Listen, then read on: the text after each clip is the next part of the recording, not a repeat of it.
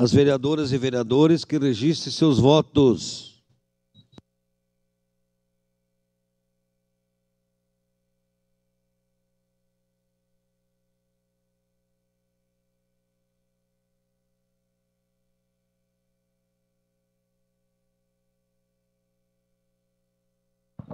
Voto não, senhor presidente.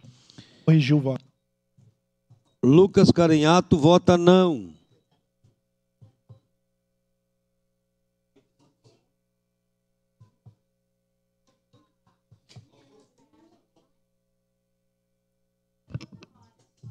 Por favor. Encerrado o registro dos votos, encerrada a votação. A moção número...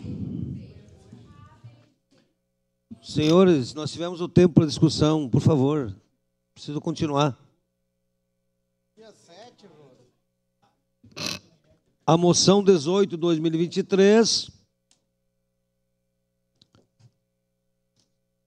foi aprovado por maioria com votos contrários de Estela Balardim, Rose Frigeri, Renato Oliveira, Lucas Carinhato, e com ausências Alberto Meneguzzi, Camilles, Felipe Gemeinmaier.